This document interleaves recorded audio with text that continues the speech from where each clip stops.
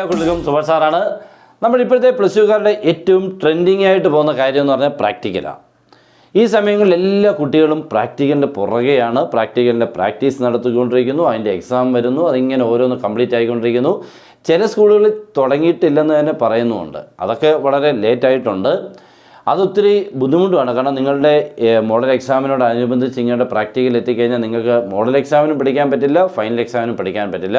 അതുകൊണ്ട് എത്രയും നേരത്തെ നിങ്ങൾ പ്രാക്ടിക്കലിൽ നിന്നും ഫ്രീ ആവണം. എന്നിട്ട് തിയറി നല്ലതുപോലെ പഠിച്ചെങ്കിൽ മാത്രമേ നല്ല രീതിയിൽ കൂടെ നിങ്ങൾക്ക് റിസൾട്ട് കിട്ടുന്നുള്ളൂ. തിയറിയാണ് നമ്മുടെ ഇമ്പോർട്ടൻറ്റ്. ഞാൻ എപ്പോഴും പറയാറുണ്ട്, അല്ല പ്രാക്ടിക്കലിൻ്റെ പുറകെ നടന്ന് തിയറിയുടെ മാർക്ക് നഷ്ടപ്പെടുത്താൻ പാടില്ല. കാരണം തിയറിയുടെ മാർക്കാണ് ഏറ്റവും കൂടുതൽ. നമുക്ക് സ്കോറിങ് നമുക്ക് ഓക്കെയാണ്, പക്ഷെ നമ്മുടെ തിയറിയുടെ മാത്രം മാർക്ക് എന്ന് പറഞ്ഞാൽ വളരെ വളരെ ഇമ്പോർട്ടൻ്റ് ആണ്. അതുകൊണ്ട് എല്ലാവരും ശ്രദ്ധിച്ചോണം തിയറി നല്ലപോലെ പഠിക്കാൻ. നമുക്കിനിയും ഏറ്റവും കൂടുതൽ നമുക്ക് എല്ലാവർക്കും 4 പ്രാക്ടിക്കൽസുകളാണ് എല്ലാവർക്കും ചെയ്യാനുള്ളത്. മാത്സിൻ്റെ ഞാനിപ്പോൾ പറയുന്നത് അതിനകത്ത് ഏറ്റവും കൂടുതൽ എല്ലാവർക്കും തന്നെ പറയാൻ പറ്റുന്ന ഒരു പ്രാക്ടിക്കലുണ്ട്. അത് പ്ലസ് ടുവിലെയാണ്. അത് നല്ലൊരു പ്രാക്ടിക്കൽ ആയതുകൊണ്ട് തന്നെയാണ് അതിനെ അവർ സെലക്ട് ചെയ്തേക്കുന്നത്. Applications of definite integral. എനിക്കൊന്ന് 31 ആണെന്ന് തോന്നുന്നു നമ്മുടെ പ്രാക്ടിക്കലിൻ്റെ നമ്പറായിട്ട് വരുന്നത്, അല്ലേ? ഓക്കെ, ഇതാണ് നമുക്ക് ഏറ്റവും കൂടുതൽ എല്ലാവർക്കും ചോദിക്കുന്ന കോമൺ പ്രാക്ടിക്കലാണ്. ഇതിൻ്റെ ഏരിയ അണ്ടർ എ കർവ് വളരെ രസകരമായിട്ട് നമുക്കൊന്ന് ചെയ്തെടുക്കാൻ പറ്റുന്നതാണ്. ഇനി നിങ്ങളുടെ ഓരോരുത്തർക്കും ക്വസ്റ്റ്യൻ വരുമ്പോൾ ഇങ്ങനെ വ്യത്യസ്തകരമായിട്ടായിരിക്കും ഇതിൻ്റെ സ്റ്റാർട്ടിങ്. എന്തായാലും നമുക്ക് അതിൻ്റെ ആ ക്വസ്റ്റ്യനുള്ളിൽ ചെയ്യേണ്ട പ്രൊസീജിയർ അവർ പറയും, നിങ്ങൾ എങ്ങനെയാണ് ചെയ്തു പോകേണ്ടതെന്നുള്ളത്. എന്നാലും ഇതിൻ്റെ ഒരു കോമൺ വേ ഞാനൊന്ന് പറയാൻ പോവാണ്, ശ്രദ്ധിച്ചിരിക്കുക. നമ്മളിതിന് ആദ്യം ഒരു ഗ്രാഫൊക്കെ നമ്മൾ വരച്ച് എന്നിട്ട് അതിൻ്റെ അണ്ടറിലുള്ള ഏരിയ ഇന്നിടം തൊട്ട് ഇന്നിടം വരെ, എക്സ് ആക്സിൽ ഇന്ന പോയിൻ്റ് തൊട്ട് ഇന്നിടം വരെയുള്ള ഏരിയ കണ്ടുപിടിക്കുക. പ്രത്യേകിച്ച് circle, ellipse, parabola, straight line ഇങ്ങനെയൊക്കെയുള്ളതാണ് നമുക്ക് ചെയ്യാനുള്ളത്. നമ്മളിത് സാധാരണ നമ്മൾ ചെയ്യാറുള്ളത്, ആദ്യം ചെയ്യേണ്ടത് 2 സ്ലൈഡേഴ്സിനെ നിങ്ങൾ എന്ത് ചെയ്യണം, ഫോം ചെയ്യണം. 2 സ്ലൈഡേഴ്സ് എയും ബിയും. സ്ലൈഡേഴ്സിനെ ഫോം ചെയ്യുന്നതിന് കൂടാതെ നിങ്ങൾ നെക്സ്റ്റ് ചെയ്യേണ്ടത് ഇതിനൊരു ഇൻപുട്ട് ബോക്സ് തുടങ്ങും. ഫോം ചെയ്തിട്ടാൽ നല്ലതാണ്. അവർ പറഞ്ഞാലും പറഞ്ഞില്ലെങ്കിലും അതുകൊണ്ട് ചെയ്തിട്ടാൽ നല്ലതാണ്. അപ്പോൾ സ്ലൈഡേഴ്സും ഫോം ചെയ്യുക, അതിൻ്റെ ഇൻപുട്ട് ബോക്സുകളും ഫോം ചെയ്യുക. നെക്സ്റ്റ് നിങ്ങളിതിൻ്റെ ഫംഗ്ഷന് വേണ്ടിയും കൂടി ഒരു ഇൻപുട്ട് ബോക്സിനെ ഫോം ചെയ്തിട്ടാൽ അവരിങ്ങനെ മാറ്റി മാറ്റി വല്ല ഫംഗ്ഷൻ തന്നാൽ നമുക്ക് അതിനുള്ളിലോട്ട് അങ്ങോട്ട് ടൈപ്പ് ചെയ്ത് കൊടുത്താൽ നമുക്ക് എളുപ്പം സംഭവം ചെയ്യാൻ പറ്റും. എന്നാലും അവർ പറയുന്ന പ്രൊസീജിയർ കാണും. നിങ്ങൾക്ക് ആദ്യം നമ്മൾ സാധാരണ കൂടുതലും ചെയ്ത് പഠിച്ചേക്കുന്നത് f(x) is equal to x² എന്ന് പറയുന്ന പരാബോളയാണ്. ഈ പരാബോള നമുക്കറിയാം അപ്വേഡ് പരാബോള, അല്ലേ? എന്നിട്ട് അവരിങ്ങനെ പറയും നമ്മൾ ചെയ്തിട്ടുള്ള x=1 to x=3 ഏരിയ. അപ്പം 1 to 3 എന്ന് പറയുമ്പോൾ ഇവിടെയാണ് 1, ഇവിടെ 2 ഉണ്ട്, ഇവിടെ 3 ഉണ്ടെങ്കിൽ ഇതിനിടയ്ക്കുള്ള ഈ ഏരിയ ഇതാണ് നമുക്ക് കിട്ടാറുള്ളത്, അല്ലേ? ഇതൊക്കെ അവിടെ നിന്നിട്ട് അവിടെ എഴുതി കാണിക്കും, ഇത്രയാണ് ഏരിയ എന്നൊക്കെ ഉള്ളത് എഴുതി കാണിക്കും. നമുക്ക് അതാണ് കണ്ടുപിടിക്കാനുള്ളത്. ചിലപ്പോൾ ഈ f(x² എന്ന് പറഞ്ഞാൽ y = x² എന്നാണ് കേട്ടോ, y. ചിലപ്പോൾ അത് y² = x എന്നായിരിക്കും. y² = x ആണ് നിങ്ങളുടെ ചിലപ്പോൾ ക്വസ്റ്റ്യൻ പേപ്പർ വരുന്നുവെങ്കിൽ നിങ്ങൾ അതിനെ y എന്നാവും √x. y എന്ന് പറഞ്ഞാൽ നമ്മുടെ f(x) ആണ് കേട്ടോ, f. അപ്പോൾ നമ്മുടെ ഫംഗ്ഷൻ f എത്രയാണ്, f(x) എത്രയാണ്, √x. അപ്പോൾ √x-നെയാണ് നിങ്ങൾ എന്ത് ചെയ്യേണ്ടത്, ടൈപ്പ് ചെയ്യേണ്ടത് കേട്ടോ. √x-ൻ്റെ ഗ്രാഫ് നിങ്ങൾക്കറിയാം, ഇങ്ങനെയൊക്കെ ഇരിക്കും കേട്ടോ. ഇങ്ങനെയാണ് നമ്മുടെ √x-ൻ്റെ ഗ്രാഫ്. എന്നിട്ട് ഇന്നിടം തൊട്ട് നമ്മൾ പരാബോള പഠിച്ചതല്ലയോ, അപ്പം ഇതും പരാബോളയാണ് കേട്ടോ. y² x എന്ന് പറഞ്ഞാൽ നമ്മുടെ പരാബോള തന്നെയാണ്, റൈറ്റ് ഹാൻഡ് പരാബോളയാണ്. അപ്പോൾ അവിടുന്ന് y √x എന്ന് വരുന്നതേ ഉള്ളൂ. നമ്മൾ എന്നിട്ട് ഇങ്ങനെ ഏരിയ ഒക്കെ നമ്മളിങ്ങനെ ചെയ്യാറുണ്ട്, 0 to 3 1 to 3 ഒക്കെ ചെയ്യാറുണ്ട്. ഇതാണ് നിങ്ങൾക്ക് രണ്ടാമത് അവർ പറഞ്ഞ് ഏരിയ ചോദിക്കാറുള്ളത്. നെക്സ്റ്റ് നമുക്ക് ചിലപ്പോൾ ഒരു സ്ട്രെയിറ്റ് ലൈൻ ചോദിക്കാം കേട്ടോ. സ്ട്രെയിറ്റ് ലൈൻ ഇങ്ങനെ ഒരു സ്ട്രെയിറ്റ് ലൈൻ ചോദിച്ചിട്ട് ഇന്നിടം തൊട്ട് ഇന്നിടം വരെ എന്തെങ്കിലുമൊക്കെ ഇങ്ങനെ സ്ട്രെയിറ്റ് ലൈൻ്റെ അപ്പോൾ y = 3x + 1 2x + 5 1 എന്തെങ്കിലുമൊക്കെ ഒരു സ്ട്രെയിറ്റ് ലൈൻ്റെ ഇക്വേഷൻ തരും. അപ്പോൾ അവിടെ y = 3x + 2 എന്നാണെങ്കിൽ x = 1 to x = 5 എന്ന് പറഞ്ഞാൽ എയുടെ വാല്യൂ 1, ബിയുടെ വാല്യൂ എത്ര 5. നമ്മുടെ സ്ലൈഡേഴ്സ് അല്ലെങ്കിൽ ആ ഇൻപുട്ട് ബോക്സിൽ എയുടെ പ്ലേസിൽ 1 കൊടുക്കണം, ബിയുടെ പ്ലേസിൽ ആരെ കൊടുക്കണം, 5 കൊടുത്ത് അതിൻ്റെ അണ്ടറിലുള്ള ആ ഏരിയ കിട്ടും.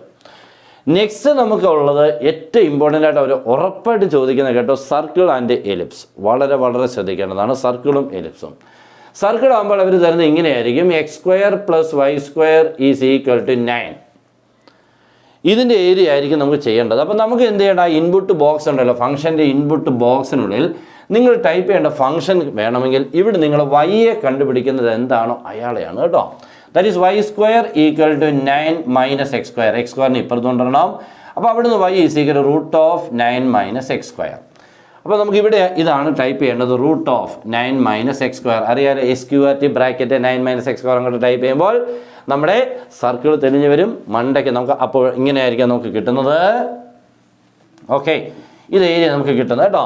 ഇതിന് ഡബിൾ എടുക്കുമ്പോഴാണ് നമുക്ക് എന്ത് കിട്ടുന്നത്? ടോട്ടൽ ഏരിയ കിട്ടുന്നത്. ഇനി ഒരു കാര്യം ശ്രദ്ധിക്കാനുള്ളത്, ഇതിൻ്റെ അകത്ത് ഏറ്റവും ഇമ്പോർട്ടൻ്റ്, ഇതിൻ്റെ ലിമിറ്റ് നോക്കണം. -3 ആൻഡ് +3. ഓക്കെ, ഈ 9ൻ്റെ റൂട്ട് ആരൊക്കെയാണ്? +or -3. അപ്പോൾ -3 to +3 എന്ന് പറഞ്ഞാൽ എയും ബിയും ആരൊക്കെയാണ്? -3 +3. അപ്പോൾ നമ്മുടെ എയുടെയും ബിയുടെയും ഇൻപുട്ട് ബോക്സിനുള്ളിൽ എയ്ക്ക് -3 ടൈപ്പ് ചെയ്യുക, ബിക്ക് +3 ടൈപ്പ് ചെയ്യുക. Area clear. Next take the double. അപ്പോൾ നമ്മുടെ ടോട്ടൽ ഏരിയ ഫുൾ ആയിക്കോളും. ഓക്കെ, നെക്സ്റ്റ് നമുക്ക് ഒരാളും കൂടെ പറയുന്നുണ്ട്. എലിപ്സ് കൂടെ പറഞ്ഞ് നിർത്തുകയാണ്. അതും കൂടെ കഴിഞ്ഞാൽ നിങ്ങൾക്ക് ചെയ്ത് നോക്കാം. x² / 16 + y² / 4 = 1. ഇതാണ് ഒരു എലിപ്സിൻ്റെ ഇക്വേഷൻ. അതിങ്ങനെ നമ്പറൊക്കെ മാറി വരാം കേട്ടോ. ഇതിപ്പോൾ 25ഉം 16 ആകാം. ഇനി എന്തെങ്കിലും വലിയ നമ്പറോടൊന്നും പോകത്തില്ല. ഒരു 49 വരെയൊക്കെ വലിയ നമ്പർ ഇവിടെ വരാം. അധികമല്ല, എല്ലാം റൂട്ടുള്ളതായിരിക്കും കേട്ടോ. സ്ക്വയർ റൂട്ടുള്ള പെർഫെക്റ്റ് സ്ക്വയർഡ് നമ്പർ ആയിരിക്കും ഇവിടെ വരുന്നത്. അപ്പോൾ നമ്മൾ ചെയ്യേണ്ടത്, ഇവിടുന്ന് നിങ്ങൾ y കണ്ടുപിടിക്കണം കേട്ടോ. x² / 16 + y² / 4 = 1. From this equation y. Okay, y കണ്ടുപിടിക്കുന്ന വഴി കണ്ടോണം. y = എന്ന് പറഞ്ഞുകൊണ്ട് നമുക്ക് ഇതാരെ 4 അല്ലേ, അതിൻ്റെ റൂട്ട് എടുക്കണം 2. ഓക്കെ, 16ൻ്റെ റൂട്ട് എത്ര? 4 അല്ലേ. ഇപ്പോൾ 2/4. 2/4 വേണം കട്ട് ചെയ്ത് 1/2 ആക്കാം. അപ്പോൾ ഇതിൻ്റെ റൂട്ട് മണ്ടയ്ക്ക് എഴുതുക, ഇതിൻ്റെ റൂട്ട് താഴെ എഴുതുക. അപ്പോൾ ഇവിടെ വേറെ നമ്പറുകളാണെങ്കിലോ, ഇവിടെ 25ഉം ഇവിടെ നമുക്കൊരു 9 ആയിരുന്നുവെങ്കിൽ ഇവിടെ വരേണ്ടത് എങ്ങനെയാണ്? 3/5. ഇതിൻ്റെ റൂട്ട് മണ്ടയ്ക്ക്, ഇതിൻ്റെ റൂട്ട് താഴെ 3/5 എന്ന് വന്നേനെ കേട്ടോ. ഇതിപ്പോൾ 16 4 ആണ്. ഇൻ്റെ റൂട്ട് ഓഫ്, അപ്പോൾ SQRT. ഓക്കെ, എന്നിട്ട് എന്താ ചെയ്യുക? ഇതേ മൈനസ് ചെയ്ത്, ദാറ്റ് ഈസ് 16 - x². ഇതാണ് നിങ്ങളിവിടെ ടൈപ്പ് ചെയ്യേണ്ടത്. ഓക്കെ, 2/4 ഞാൻ പറഞ്ഞു, കട്ട് ചെയ്ത് 1/2 ആക്കാം.